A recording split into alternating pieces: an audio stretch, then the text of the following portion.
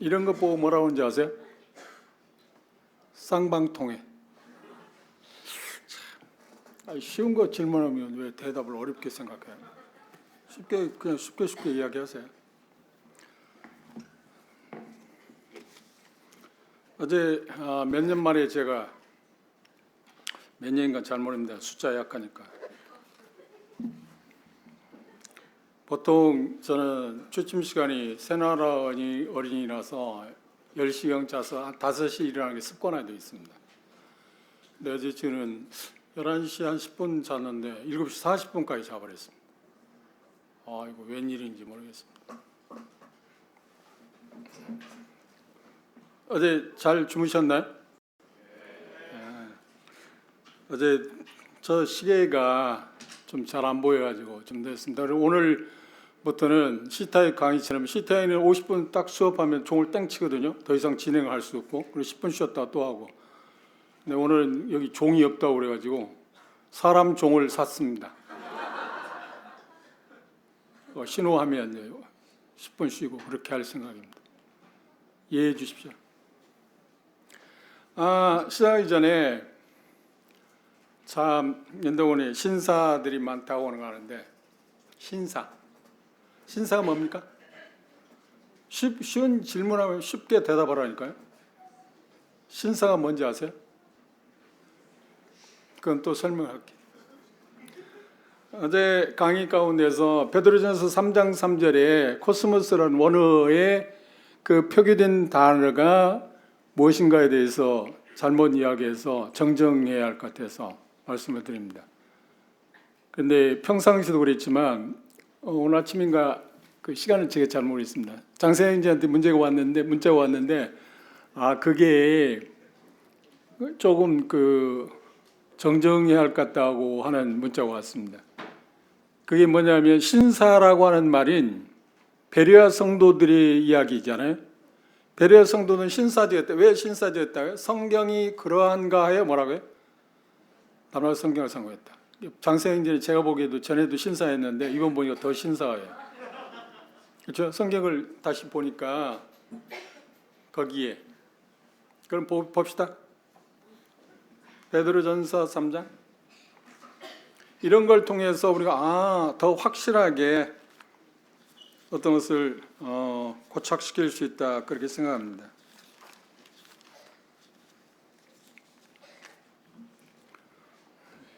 그걸 다 알고 들었을까 안 들었을까 난 모르겠습니다.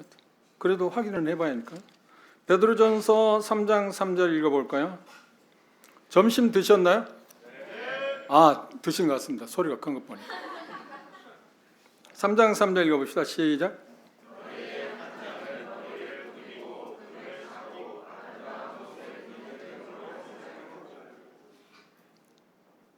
여기 단장이라는 말이 나와 있잖아요. 그렇죠? 단장이라는 말. 그런데 그 후에 외모라고 하는 말을 썼습니다. 그런데 그게 아니고 단장이라는 말이 영어에 그러니까 원어의 코스모스라고 하는 말입니다. 이게 정정합니다. 그걸 기억하십시오. 그런데 여기는 문맥에 따라서 그냥 세상이라고 번역을 하면 문제가 되기 때문에 단장이라고는 우리말로 표기를 했다. 어제 설명했잖아요. 원어의 어떤 단어가 그걸 결정하는 게 뭐냐면 문자를 결정하는 게 뭐가 결정한다고요? 문맥이 결정한다. 그래서 성경은 가장 중요한 게 뭐냐면 문자도 중요하지만 문맥이 중요한 겁니다. 문맥에 따라서 단어 자체가 바뀌어질 수 있으니까. 그렇죠? 그 한 예가 세상이라고 하는 그 단어가 문자를 문맥에 따라서 이렇게 전혀 생각하지 못한 문자로 바뀔 수 있다고 하는 것을 예시하기 위해서 이야기한 겁니다. 그걸 형제자매들이 이해해 주시길 바랍니다. 오늘은 좀 교재를 봅시다. 여러분의 교재, 제 교재하고는 좀 다른데 그래서 제가 오늘 어제 가서 체크해 보니까 여러분의 교재 6페이지입니다. 문맥 연구, 그렇죠? 왼쪽에 문맥 연구 펴시기 바랍니다. 여러분의 교재를 어제 읽어봤나요? 조금 읽어봤나요? 읽어본 가운데 문자적 해석이란 무엇인가라고 하는 게 교재에 나와 있나요? 다른 사람 물론 이중경제 문자적 해석이란 무엇인가 그 교재에 나와 있나요? 그걸 찾아낼 수 있는 사람은 점심시간을 지나갔죠. 제가 그걸 찾아내는 분이 있으면 머리 푼 여자의 집에 가서 제가 커피를 한 잔 사드리겠습니다. 있나요? 못 찾았습니까? 25페이지. 역시 또 신사가. 그러면 적당히 합시다. 그 도에 지나치면 좀 더 다른 사람이 식상하니까. 한번 읽어봅시다. 25페이지 몇 번째 단? 맨 위에 읽어봅시다. 전부 찾았나요? 시작.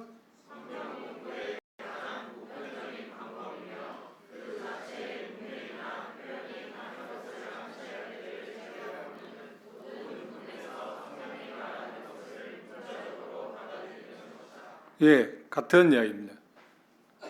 본문의 말씀이 상식적으로, 그러니까 일반적으로 그 문자의 의미를 이해될 때에는 어떻게 하라고요?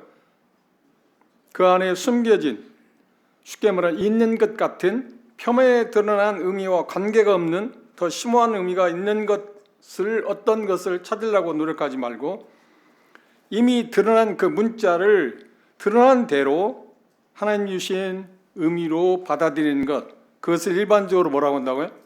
문자적 해석이라고 한다. 그럼 반대로 문자적 해석하고 가장 상반되는 해석 차이가 있다면 뭘까요? 그걸 풍유적이라든지 영예라고 그렇게 말해요.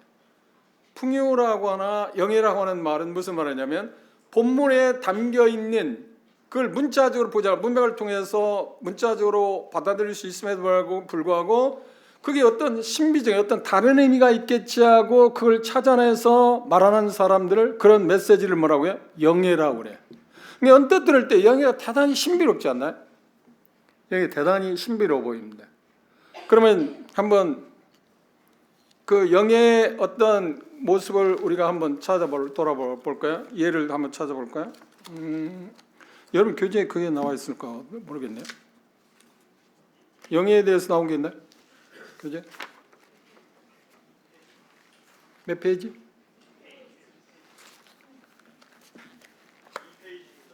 2페이지? 한번 읽어봅시다.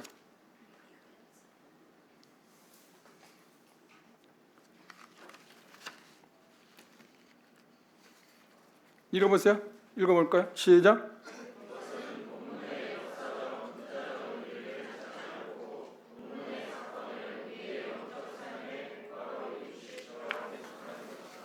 예, 그게 어제 해석사에서 다 이해를 못했습니다만 가장 그 영예 교회사적으로 이제까지 흘러온 가운데서 가장 정말 놀랍다, 이런 해석이 있을까 하는 2000이 지금 흘러오면서까지 계속해서 대다수 사람은 그걸 받아들이고 진리로 받아들이고 하는 비유 해석 가운데 하나가 있습니다.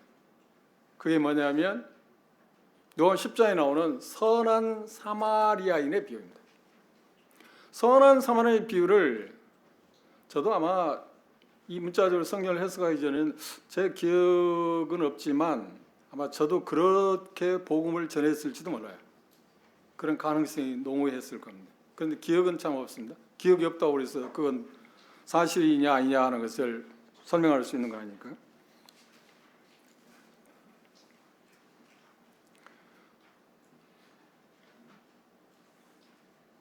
대다수가 그걸 설명할 때, 해석할 때 어떻게 해석하냐면 여리고에 내려가는 사람이 누구예요? 여리고로 내린다. 예루살렘에서 여리고로 내려간다는 것은 쉽게 말하면 죄인이다. 왜? 예루살렘에서 떠나는 거니까. 그리고 죄인이 가다가 뭘 만나는 거야? 강도를 만나죠. 강도는 누굴까요? 그러면 그 영예하는 사람들이, 풍요적인 해석하는 사람이 사단이다. 거기까지 해도 신기롭지 않나요? 그런데 가다가 누구를 만나, 그 상처를 받았습니다. 그런데 지나가는 사람 가운데 첫 번째 만나는 사람이 누군가요? 제사장입니다. 제사장이 누구냐면 종교인들이다. 그러니까 그 중세 아무 시대는 캐톨릭 사제들이다. 그쪽에 원수지간이니까. 그죠? 그 다음 만나는 사람이 누군가요? 내위이다. 그 내위는 그 사람도 여하튼 같은 종교 집단인가 아닌가요? 그런데 그렇게 말하지 않냐고 외향적으로, 그러니까 정말 거듭나지 아니한 종교인들을 대표한다. 그러면 선한 사마리아인은 누굴까요? 예수입니다. 그렇죠? 예수입니다. 근데 선한 사마리아인이 그 강도 만난 사람을 치료할 때 뭘 썼나요? 기름을 부었잖아요. 기름을 딱. 그래서 그건 뭐 성령입니다. 그렇죠? 그리고 주막으로 데려갔지 않나요? 주막이 뭐냐? 주막은 교회다. 그러면 주막에 갔을 때 이 선한 사마리아 사람이 주막의 주인에게 뭘 줬나요? 이 상처난 사람을 치료하기 위해서 2데나리를 주고 갔잖아요.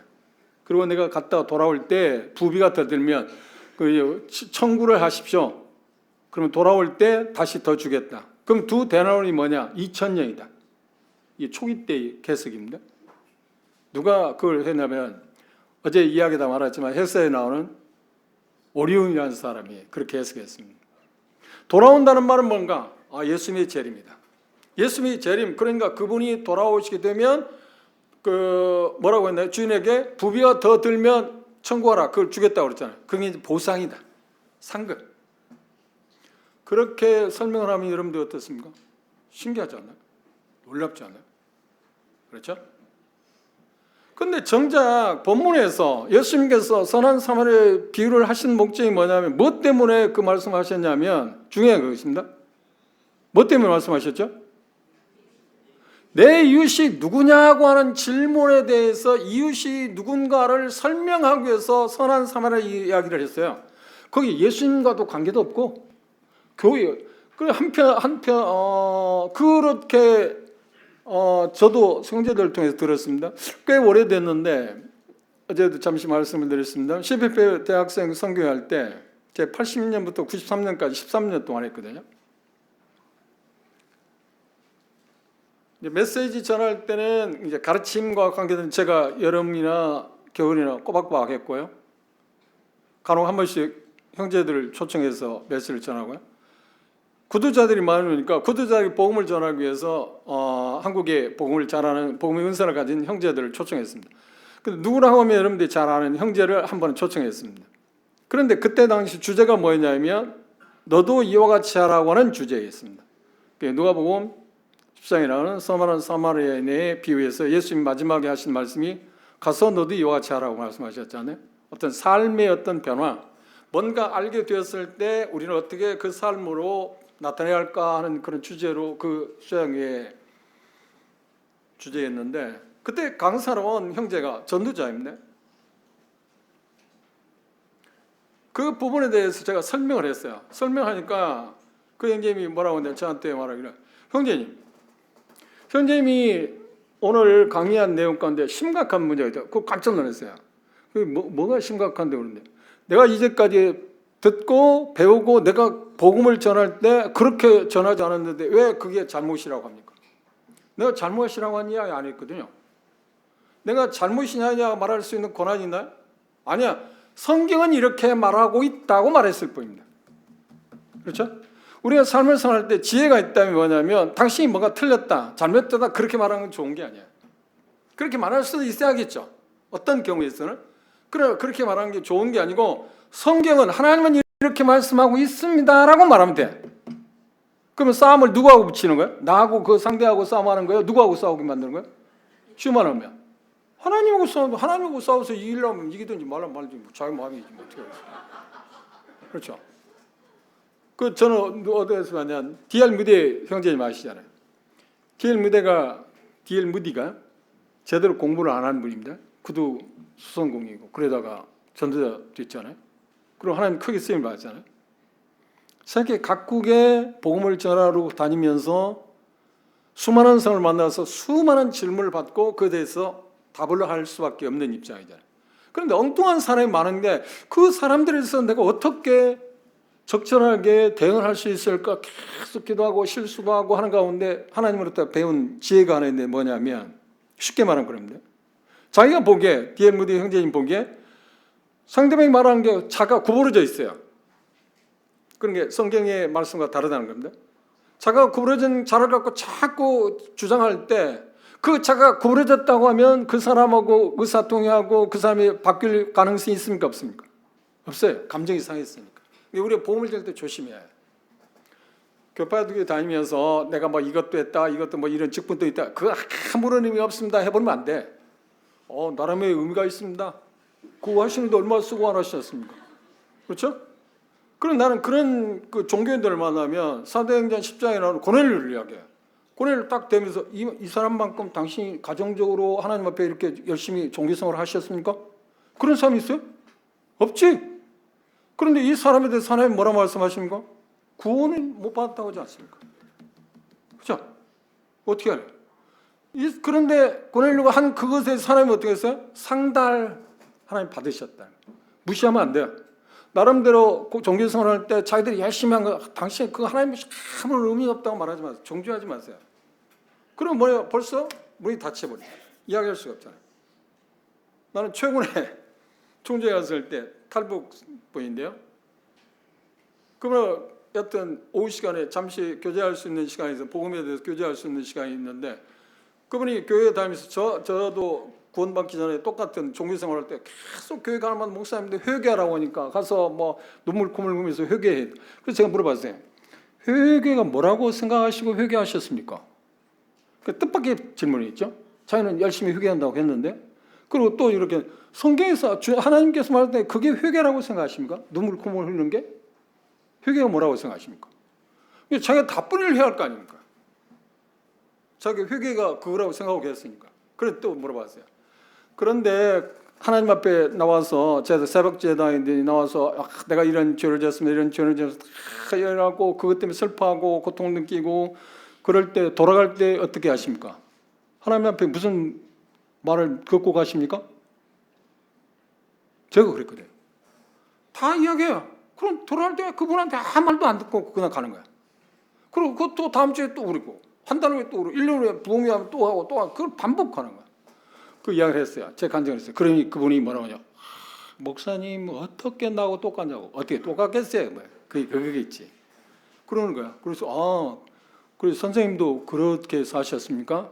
그걸 통해서 제가 누가복음 15장에 뭐 여기 다룰 수 있을지 모릅니다. 탕자 비유를 하면서 성경에서 회개가 뭐냐고 하는 정확한 정의를 내릴 수 있기 위해서 사용한 비유가 딱 두 가지 있는데 그 비유가 똑같이 한 아버지와 두 아들의 비유다. 그 중에 하나가 탕자 비유라고 이야기했습니다. 그리고 탕자가 흉년으로 말미암아서 아버지 집에 대해 생각하겠습니다. 흉년. 그렇죠? 탕자가 흉년을 만나지 않았으면 아버지 집에 돌아가고자 하는 마음이 없었을 거예요. 그래서 누군가는 그런 말을 했습니다. 사람이 인생을 살아가면서 딱 하나님께서 3번의 기회를 준답니다. 하나님께 돌아갈 수 있는 기회. 쉬운 말로 하늘을 쳐다볼 수 있는 기회를 준다. 그 기회가 주어졌을 때 그걸 선용하면 구원을 받지만 그걸 선용하냐 무시해버리면 주님께 돌아올 수 있는 기회가 없어요. 그러니까 탕자에서는 흉년이 지금 기회. 아버지를 생각하고 아버지 집에 돌아갈 수 있는 기회. 아버지 집에 돌아가겠다고 했잖아요. 그리고 돌아가기 전에 뭐라고 생각했냐? 내가 아버지와 하늘과 아버지께 죄를 범했으니까 내 아버지께 돌아서 아버지 아들 노릇하겠다는 품꾼에 하나를 써달라고 해야겠다고 그랬잖아요. 그리고 일어나서 갔습니다. 그거 딱 맞추고 지금 이 탕자가 회개했습니까? 회개 과정입니까? 물어봤어요. 여러분이 생각할 때 회개했습니까? 회개 과정입니까? 아이 또 답답하네요. 그냥 대답하라니까요. 지금 시험 보는 게 아니라니까. 아니 그리고 지금 성경의 시험은요 정답을 내리려고 노력하지 마세요. 그냥 생각나는 대로 하라니까요. 참나. 그리고 제 질문에 정답을 맞추려고 노력하지 마세요. 맞출 수 있는 확률이 없다니까. 그냥 이야기하세요. 아이 참나. 맞추려고 하지 말라니까요. 그럼 회개 과정이지. 아주 회개하잖아. 그럼 회개가 언제 이루어진 거예요? 아버지를 만나서 입 맞췄을 때. 그죠? 아버지를 만나 입 맞췄을 때. 그걸 설명했어요. 그러니까 그분이 뭐라고 하냐면 내가 그러네요. 그리고 거기서부터 시작해서 그러면 하나님과 어떻게 입맞출 거냐. 시편 2편에 그 아들 이렇게 마지막 때 오게 될 때 아들과 입맞추라고 말씀하시잖아요. 2편에 보면 그거 찾아드리고 그래 여러 본문을 통해서 성경의 말씀을 통해서 복음을 전했습니다. 그런데 그분이 그때 믿음을 고백했어요. 그리고 그분에게 감사하겠냐고 할 때 그럼 감사하겠다고 그랬어요. 그리고 눈물을 흘리면서 감사를 받았습니다. 우리에게 중요한 것은 뭐냐면 하나님께서 우리에게 말씀하실 때마다 우리들이 어떻게 그것을 응답할 거냐 하는 것이 우리에게 문제잖아요. 그렇죠? 우리가 해야 할 일, 우리가 할 일입니다. 어제도 우리가 이야기했처럼 성령님께서 하나님의 말씀을 깨닫게 하시는 일을 하는데 두 가지 방법을 통해서 한다. 어떻게? 첫째, 직접 조명하신다. 두 번째, 그분이 은사를 준 형제를 통해서 가르치는 걸 통해서 그거 하신다. 그래서 지금 여러분들 두 번째 지금 혜택을 보고 있는 겁니다. 여러분 생각할 때 지금 강의하고 있는 제가 성령님의 인도하심을 통해서 그걸 하고 있는 것 같습니까? 제 어떤 지식, 여러분 볼 때 제가 그렇게 똑똑해 보입니까? 아니요. 여러분도 똑똑해 보이는 사람 아니에요. 하나님께 제게 주신 특별한 은사 때문에 가능해요. 특별한 은사 때문에. 한번 보시죠. 제가 인도에 와서 집회를 많이 했잖아요. 정말 많이 한 편입니다. 근데 여러분들이 제 강의를 들을 때마다 메시지를 들을 때마다 어떤가요? 한눈 팔고 싶은 생각이 드는 사람. 한눈 팔고 싶은 생각이 드는 사람. 있어요? 그거 이상해요. 그건 내가 하는 게 아니라니까. 하나님께서 나에게 주신 특별한 은사예요. 어디 가든지. 심지어 몇 년 됐습니다. 우리가 잠시 이제 문맥을 무시한 성경 해석의 그 문제 때문에 이야기할 것입니다만 한 7, 8년 전에 전국 사역자 수양회를 저기 강원도 주최를 했습니다. 그때 제게 주어진 게 뭐냐? 전체 주제는 믿음의 유산, 우리가 가지고 있는 것들을 어떻게 계속해서 물려줄 거냐 하는 문제에 대해서 얘기할 때 저에게 주어진 주제가 믿음의 유산입니다. 믿음의 유산. 그런데 제가 믿음을 유산을 넘겨주라니, 뭐 어떻게 하는 게 잘 몰라요. 나 그런 것 하면 잘 몰라요. 그런데 그 당시 이제 전국적으로 어떤 문제가 되었던 게 뭐냐면 형제 자매들이 문제가 아니고요. 일꾼들이. 그래서 영남에 가서 장로 형제님들 모임에 가서 제가 강의를 했고요. 메시지를 전했고요. 서울, 경기, 인천의 형제들 모였을 때 메시지를 전했고요. 또 여하튼 여러 지역. 충청도도 마찬가지고 여러 지역에 다니면서 장로들이 모임에 가서 그런 부분에 대해 이야기했어요. 그리고 심지어 호남에서는 복음에 대한 문제가 있어서 일꾼들끼리 대단히 마찰이 있었어요. 그래서 서울에서 박전희님하고 송찬이 그때 건강했으니까 저하고 광주까지 가서 화해시켰다니까요. 뭐 때문에? 복음 때문에. 복음의 어떤 본질 문제 때문에. 그런데 그 내용은 뭐냐면 복음을 전하는데 왜 죄사함의 복음만 전하느냐? 그건 어떤 문제성이 있다 하는 형제들이 있었고요. 또 어떤 형제들은 왜 복음을 전하는데 예수님의 부활을 이야기하지 않느냐? 그리고 왜 복음을 전하는데 왜 회개를 말하지 않느냐? 제가 볼 때는요, 성경 문자를 보면 그거하고 하등의 문제가 될 일이 아닌데 그거하고 형제들까지 심각한 문제가 왔어요. 그래서 충청도 주최로 부유에서 사역자 수행할 때 그때 그 이슈가 된 거예요. 그래서 서로 화해하기를 원했는데 한 형제가 그냥 가버린 거야. 뭐 그 더 이상 이야기하지 않겠다. 그래서 그 자리에서 해소할 수 있었는데 가버렸으니까 어떻게? 그래서 광주까지 가서 그 부분에 대해서 이야기한 일이 있습니다.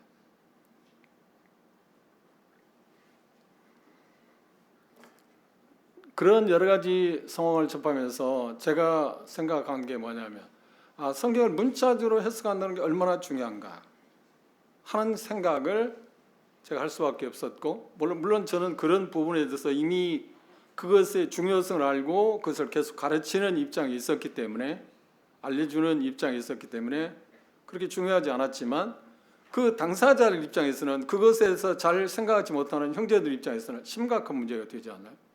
그래서 강원도에서 그걸 지금 나와보고 이야기하라는 겁니다. 그래서 2시간에 걸쳐 이야기했습니다.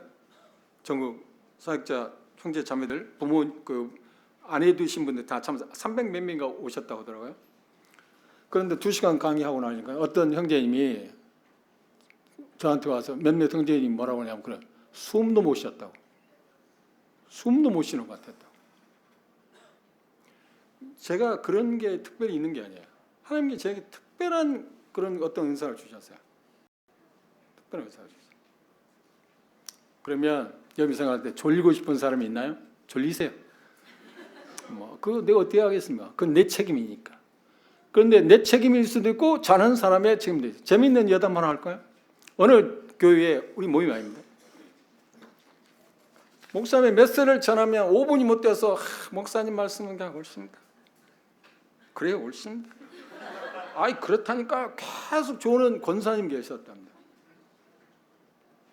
그런데 그 목사님 고민을 한 거야. 이 권사님이 조는 걸 어떻게 고칠까? 그러니까 탁 생각한 게 하나 떠올라가서 얼마나 기도 많이 했겠습니까? 기도를 많이 했답니다. 그래서 찾아내는 게 하나 있어요. 딱 찾아냈어요. 어떤 걸 찾아내냐면 그렇게 이야기해야죠. 메시지 전할 때 서서 하는 거 아닙니까? 그리고 나 지금 서서 얘기해요. 지옥 갈 사람 일어서십시오. 그러니까 지옥 간다는 말을 못 알아듣고 이 권사님이 일어서라는 말을 벌떡 일어선 거야. 다른 사람이 일어설 사람이 있어요, 없어요? 아무도 안 있으면 일어섰잖아요. 아무도 안 있으면 누가 지옥 가는 사람이 일어서라고 일어서겠어요? 근데 권사님이 일어섰습니까? 그러니까 권사님이 하는 말이 무슨 말인지 모르는데 서 있는 사람은 목사님과 저밖에 없네요. 이 목사 멍청이 자기도 빨리 앉았어야지. 안 그래? 이게 자기 교회에 빠진 거야. 그러니까 그 권사님 그러대요. 아니 졸리면 눈에 고춧가루를 좀 뿌리고 오면 되지 않겠냐고. 그러니까 그 권사님 하는 말이 또 대단한 분이야. 그러니까 그렇게 올쏘올쏘 했겠지. 그 정도 되니까. 아니 목사님 메시지야 고춧가루 뿌리면 되잖아요. 나는 후자를 항상 생각해. 좋은 사람의 문제가 아니고 내가 메시지 고춧가루를 제대로 뿌리지 않으면 그렇다 하고 생각해. 이렇게 말하는데 좋은 사람 없겠죠? 하여튼 좋은 사람은 하여튼 알아서 하세요. 그 영혼에 대해 책임은 나는 안 지니까 자기가 책임져야 하니까. 그렇죠? 문자적인 해석이라는 말은 그냥 상식적으로 성경을 본문을 읽을 때 상식적으로 그냥 받아들일 수 있으면 그냥 그걸 문자대로 받아들이라는 거야. 그 다른 어떤 깊은 의미가 있다, 새로운 어떤 것이 있어도 찾아내는 노력하지 말라. 그걸 뭐라고요? 문자적 해석이 된다. 그런데 우리가 수없이 앞으로도 계속 이야기할 겁니다만 문자를 결정하는 게 뭐가 결정한다고요? 문맥이 결정한다. 그럼 문맥이라 하면 뭘까요? 자, 드디어 6페이지로 돌아갑시다. 교재 6페이지를 펴봅시다.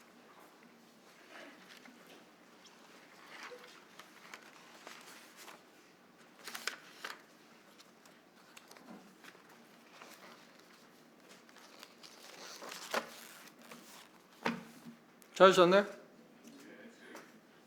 읽어봅시다. 교재를 한번 읽어봅시다. 자, 시작. 문맥적 연구 맨 위에 10페이지. 여러분 교재 10페이지입니다. 10페이지. 교재 10페이지. 페이지 수라는 거 나는 문맥 연구만 봤네. 교재 10페이지. 찾았죠? 문맥이라 하면 뭐라고요? 이 말을 이해하십니까? 문맥이 뭘 문맥이라고 말합니까? 쉽게 설명하면 자, 시험 같은데 설명한다고 하면 좀 어렵지 않나요? 쉬운 말하면 단어들이 연결되어서 어떤 하나의 문장을 만드는 것을 우리는 문맥이라고 그래요. 그래 쉬운 말하면 얼마 전에 법원에서 MBC에게 대통령에 대한 비속어 사용것이 잘못됐다고 해서 정정 보도를 내라고 그랬어요. 8시 뉴스 시간에 분명하게 정정 보도를 내라. 그런데 MBC는 아니다. 우리는 그 정정 보도 낼 수 없다. 항소하겠다. 그런 뉴스 안 봤나요? 봤잖아요. 그 내용이 뭔가요? 윤 대통령이 미국 바이든 대통령을 만나고 헤어지고 어떤 기자들하고 이야기하는 가운데서 비속어를 썼다는 거예요. 비속어. 그런데 윤 대통령이 쭉 이야기하는 가운데서 그런 게 일종의 쉽게 말하면 문맥이죠. 계속 이야기하는 가운데서 바이든 대통령에서 언급할 필요도 없고 비속어를 쓸 필요도 없었는데 MBC 기자는 그것을 비속어를 썼다는 거예요. 그런데 법원에서 뭐냐면 쭉 들어보니까 그럼 그 당시 대화 내용을 쭉 들어보니까 비속어를 쓴 일이 없고 우리나라 국회의원들에 대해서 얘기했고 바이든 대통령이 이야기한 게 아니다 해서 판결을 내렸어요. 문화방송에 너희들이 잘못했다. 그리고 생각보다 심각한 문제가 왔어요. 한번 생각해보세요. 지금 미국 방문을 하는 중입니다. 그런데 우리나라 대통령이 미국 대통령을 이상하게 헐뜯었다? 비속어를 썼다? 그건 상상이 할 일인가요? 그렇죠. 그런데 법원에서 뭐냐, 문맥, 그 이야기 내용을 쭉 보니까 절대 그런 이야기 할 단어가 사용되어질 이유가 없다는 거예요. 지금 문맥이라는 말은 그런 말입니다. 그걸 지금 신뢰로 들기 위해서 쉽게 이해하셨죠? 그 뉴스 안 본 사람한테 내가 어떻게 하라고 하는 말입니까? 그 뉴스를 모르는 사람 내가 뭐라고 해요? 다른 건 못 봐도 그건 보라니, 그런 건 보라니까요. 그럼 여러분 생각할 때 그걸 말할 줄 알았으면 내가 볼 텐데. 아이 참 지나갔네. 그게 문맥이라는 거야. 이야기를 쭉 내려오는데 흘러내려오는데 어떤 단어들을 쓰냐. 동사, 명사, 수식어, 뭐 부사 여러 가지 쓰잖아요. 그렇죠? 그리고 품사에 뭐 과거형도 쓰고 미래형도 쓰고 뭐 그런 쓰잖아요. 성경에 그렇게 돼 있어요. 내용이. 그렇죠? 그래서 우리는 문맥을 대단히 중요히 여깁니다. 그리고 문맥 가운데서도 어제 잠시 했지만 요한복음 3장 16절 자 한번 시작합시다. 시작. 하나님이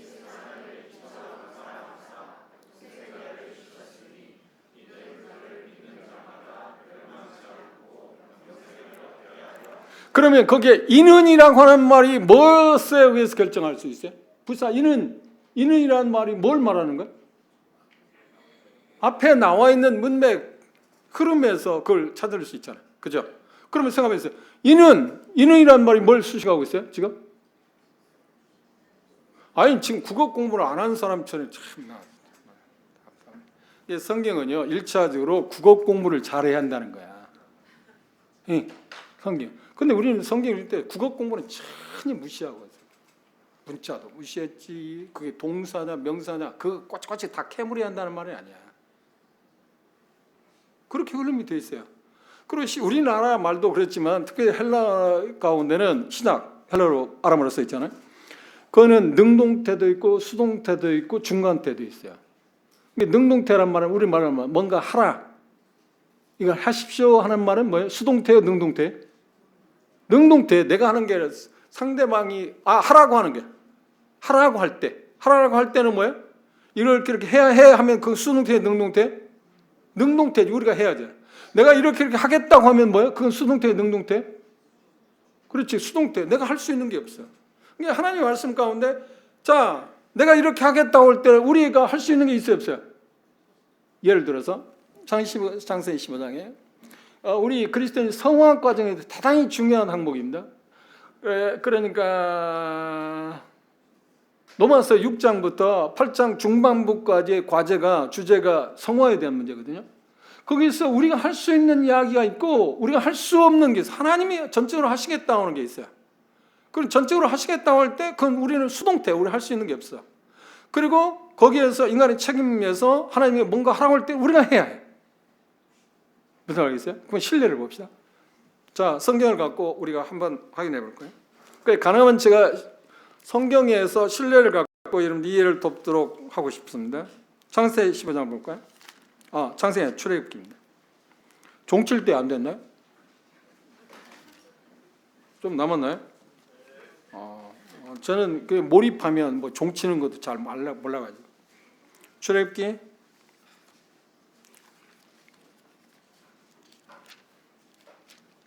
성화와도 관계된 것입니다. 한번 잘 보십시오.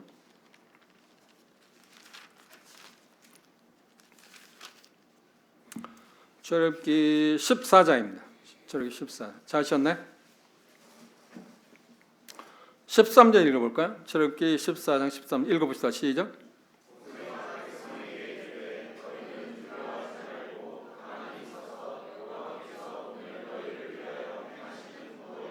자, 그러면 이건 수동태입니까? 능동태입니까? 이거 수동태야. 우리가 할 수 있는 게 없어요. 이스라엘 백성들 할 수 있는 게 없어요. 왜 할 수 있는 게 없어요? 지금 환경적으로 주에서는 지금 바로 군대가 재정비해서 노예로 다시 잡기 위해서 군사를 거느리고 쫓아오고 있고, 좌우측은 산으로 가로막혀 있고, 앞에는 뭐가 가로막혀 있나요? 여기 보면 지금 여기가 홍해라고 해봅시다. 홍해가 가로막혀. 갈 때 올 때도 진퇴양난. 그래 잠시 하나님께서는 불기둥을 어느 쪽으로 옮기나요? 이스라엘 백성이 뒤쪽으로 옮겨놨습니다. 그리고 지금 바로 군대를 차단하고 있습니다. 그러면서 하나님 말씀하기를 너희는 가만히 있어. 내가 구원한 걸 보라는 거야. 그들이 그 상태에 살 수 있는 게 있어요? 없어요? 없어. 그건 수동태야. 거기까지. 그죠? 그게 전부인가? 아니야. 홍해는 건너가야 되잖아. 홍해는 건너가야 되잖아.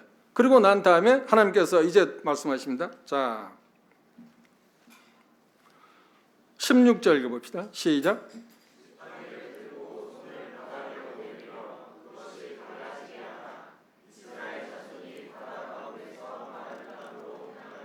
자, 이제 모세에게 말씀합니다. 네가 들고 있는 지팡이를 홍해를 가리키라. 그렇게 가리키는 순간에 뭘 하시겠다고요? 홍해를 양쪽에 물이 벽에 두게 해서 길을 만들겠다. 육지를 만들겠다. 그리고 나서 하나님께서는 그런 다음에 이스라엘 백성에게 그렇게 말합니다. 보십시오. 21절 보십시다. 21절. 읽어봅시다. 시작.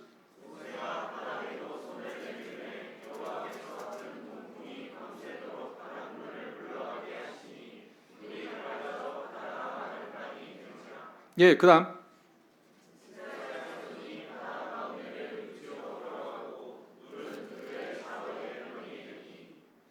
예. 여기 그 다음 말씀에 앞에서 보면 그런 표현을 했습니다. 홍해의 물을 갈라놓은 다음에 그 전까지 그들이 할 수 있는 게 아무것도 없죠. 하나님이 하시는 거예요. 홍해의 물을 갈라놓았습니다. 육지를 만들어. 그 다음에 이스라엘 백성에게 하나님께서 말하는 가라. 이제 그건 수동태입니까? 능동태입니까? 그렇지. 그들이 움직여요. 근데 여기서 조심해야 할 게 있어요. 우리가 지금 홍해를 건넜다고 생각합니다. 이 과정의 연상에서 우리가 지금 그 홍해를 건너왔습니다. 홍해를 건넜을 때 이름은 몰라. 이름 나중에 끝나면 알려주세요. 자매님 이름이 뭐예요? 예? 그렇게 빛이 나요? 그러네. 얼굴이 빛나네. 다른 자매님 빛나. 홍해를 건너왔어요. 홍해를 건너서 자매님에게 홍해를 어떻게 건너왔냐고 뭐라고 대답해요? 아, 자매님이? 예. 참 빛나시네. 누구도 내가 걸어서 건너왔다고 안 하죠. 걸어왔어요. 우리가 걸어왔다니까요. 분명히 홍해를 어떻게 건너냐고 하면 날아서? 아니야. 우리가 걸어서 아니라니까. 걸어서라면 홍해 물이 없어가지고 육지였을 때 건너갈 수 있을 때 건너갔을 때 내가 걸어왔다고 하지. 건널 수 없는 것을 내가 걸어오기는 했지만 어떻게 건너냐고 할 때 우리는 대답하기로 하나님이 건너게 하셨다고 말하는 거예요. 빛나 자매 그래야겠죠. 이제 이 부분에서는 자매님은 평생 안 잃어버려요. 평생 안 잃어버려요. 이 부분은 자매님 못이 바뀌었어요. 난 그것 때문에 자매님에게 말한 거야. 전에 한번 제가 실례요. 12년 혈루증한 여인이 예수님이 옷가에 물을 댔어요. 그러면 나을 거라고 생각했어요. 근데 누가 손을 댄다고 하는 이유가 뭔데? 그 여인의 믿음을 고치시고 사람들에게 그 여인의 믿음의 아름다운 것을 알리기 위해서 그 여인을 드러내는 거예요. 예수님은 그런 분이에요. 망신 주기 위해서 뭔가 뭐 그렇게 하기 위해서 한 게 아니야. 오해하지 마십시오. 그러면 자매님이 저는 머리 푼 여자 좋아하지 않아요. 그걸 하지 마시고 또 빵도 좋아하지 않아요. 그것도 하지 마시고 고마우시며 있다. 끝나고 나서 제 취향이 뭔지 아시겠어요? 모릅니까? 모르면 제 딸한테 물어보십시오. 나 제 딸이 제 취향이 제대로 알고 있는지 모르겠지만 하여튼 그런 표현을 하십시오. 성경은 이렇게 수동태와 능동태가 있어요. 그런데 어떤 게 애매한 게 있어요. 그걸 중간태라고 그래요. 하나님이 하시겠다고 하는 건지 우리 보고 하라고 하는지. 이게 성경에 지금 우리의 성화 과정 가운데 정말 중요한 말씀입니다. 빌립보서 2장 보십시오.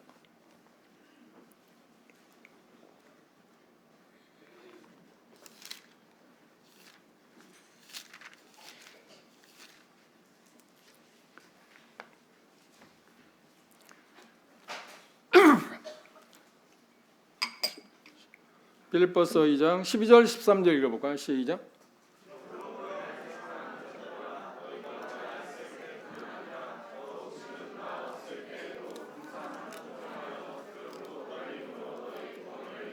계속.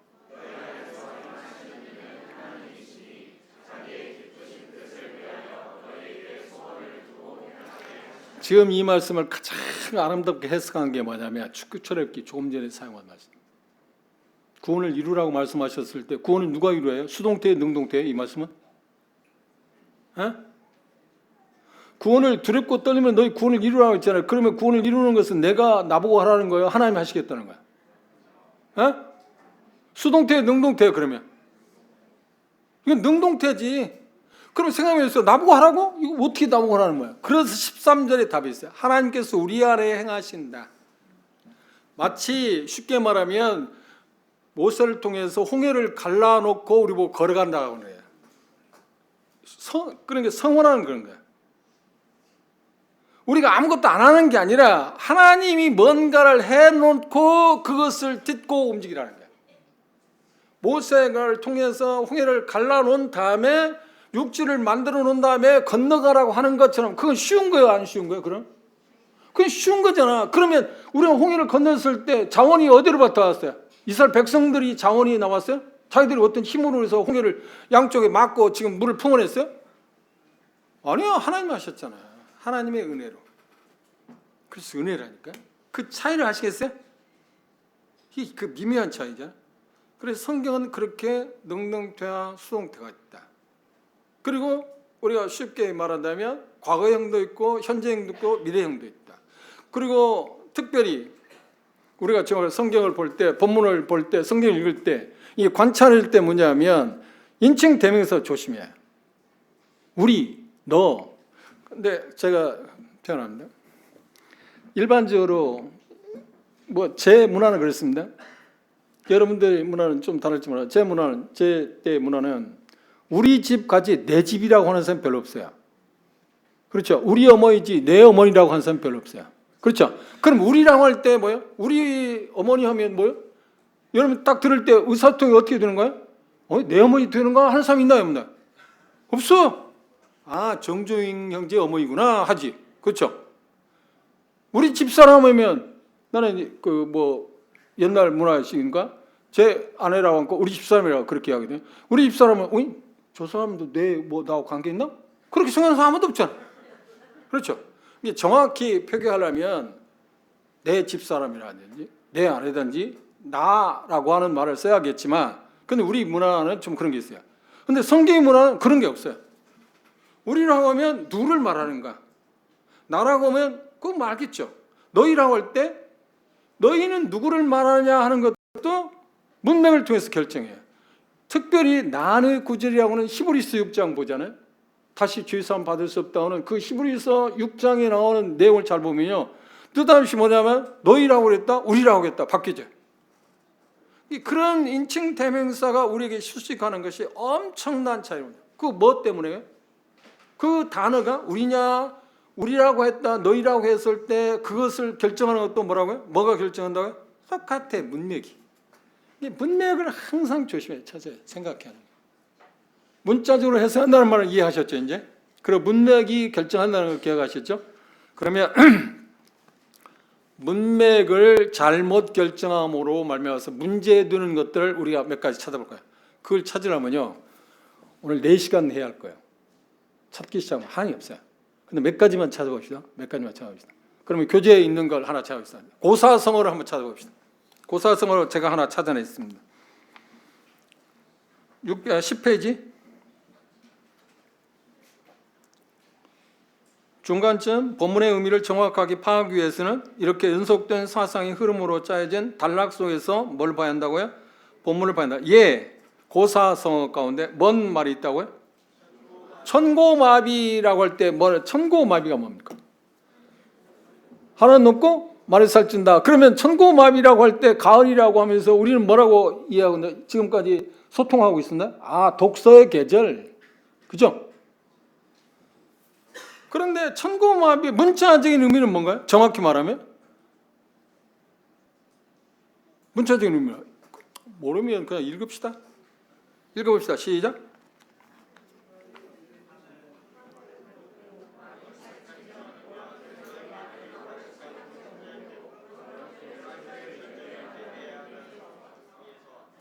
그렇지. 이 고사성에도 그런데 문자하고는 전혀 의미가 다른 의미에서 독서의 계절, 천고마비, 오랑캐를 대비한다. 그러니까 언뜻 보면 그렇죠. 암시 되는 건 있잖아요, 그렇죠? 이렇게 문자 문맥을 무시해 버리면 문제가 온다. 그럼 성경적으로 합시다. 고사성어를 하나 그냥 이야기했습니다. 성경에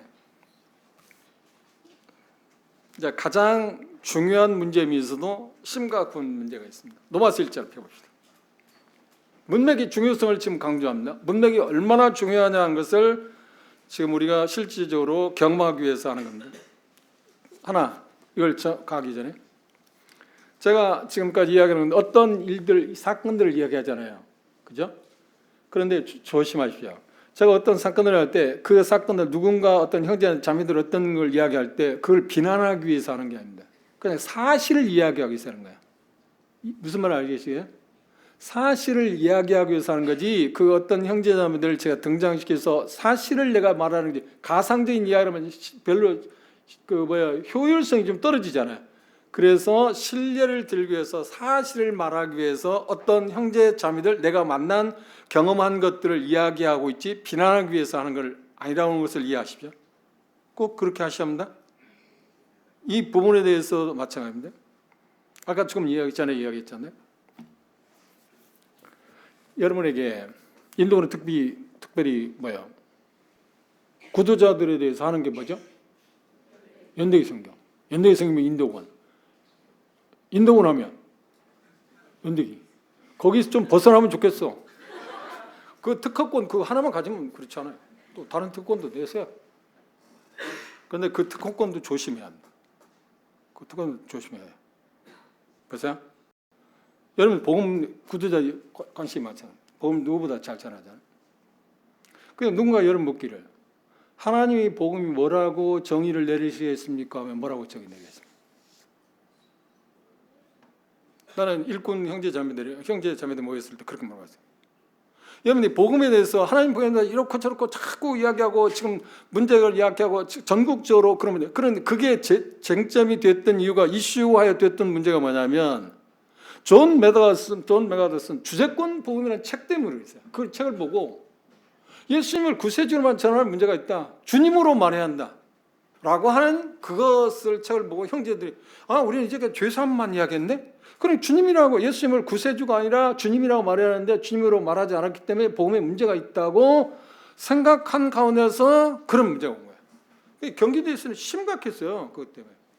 경기도에서는 장로님들 모임에서 아이고 다섯 형제들이 막 대단하더라고요. 우리는 지금 복음을 잘못 전하고 있고 비난하기 위한 게 아닙니다. 사실 이야기한 겁니다.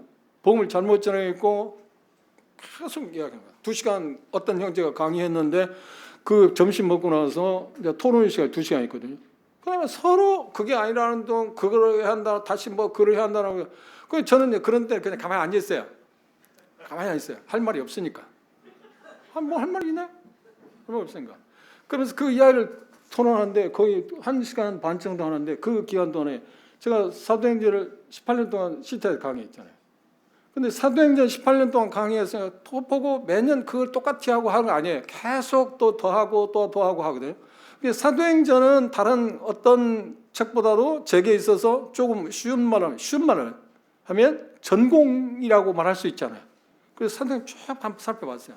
죄사함에 복음이 없었나? 죄사함에 복음이 없었나? 내가 알고는 있지만 또 확인해요. 보면 수없이 많아요. 사도행전 죄사함의 복음. 그런데 죄사함의 복음에 문제가 있다는 말입니까? 그렇죠? 그것 때문에 소란스러워. 그런데 경기도지에서 그것 때문에 심각한 문제예요. 그런데 사회하시는 형제님이 지금은 그렇지 않습니다. 전에는 토론하고 맨 마지막 마무리를 저보고 지라고 그래요. 조 형제님 생각은 어떠십니까? 내 생각을 안 물으면 좋겠는데 물으니까 대답해야 하잖아요. 그래서 이건 중요한 주제잖아요. 복음 가장 기본되는 문제이기 때문에. 지금도 어떤 경우는 뭐 정색하고 말하면 아 이거 참 찬바람이 쌩쌩 돈다고 제 얼굴에서 그렇죠. 그런데 그런 중요한 진리 문제이기 때문에 제가 정색하고 그 다섯 형제들의 이름을 열거면서 그랬어요. 그러면 다섯 형제들은 그게 형제들이 말하는 게 주장이 옳다고 하면 오늘 각각 지역교회 가서 이제 사역자로서 다 내려놓으십시오. 왜냐하면 새로 입교한 사람은 장로가 될 수 있어요? 없어요? 없어. 그럼 형제들이 지금 주제권 복음을 믿고 구원을 그 주님이라고 인정해야 한다면 그걸 언제 믿었어? 언제 믿었어? 그리고 침례 안 받았잖아. 그 믿은 지가 한 달 됐든 뭐 6개월이 된 책 보고 그래야 한다고 그래서 믿었다 오면 침례 받았어? 다시? 안 받았잖아. 그러면 지금 이제까지 그걸 가서 쉽게 말하면 뭐해? 고해성사를 해야 하잖아. 내가 이렇게 잘못된 교리에 빠져가지고 죄사함 복음 잘못돼가지고 내가 이제 예수님을 구세주님을 알았는데 이제 주님으로 알았기 때문에 내가 다시 구원 이제 받았다. 그러면 침례 받아야 합니다. 그럼 침례도 받아야 하잖아. 그걸 할 거야 말 거야? 그럼 뭐라고 하겠습니까? 그런데 나한테 할 말 있어요? 뭐라고 하겠어? 여러분 같은 건 뭐라고 하겠어요? 거기서 뭐 형제님 그게 아닌데 평상시도 나한테 뭐 형제님 그렇게 안 했는데 말할 사람도 없겠지만 그 문제에 대해 이해하는 할 말 있어요?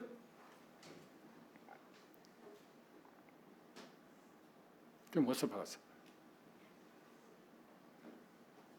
우리 가운데 복음을 전할 때 그리고 사도행 8장을 이야기했어요.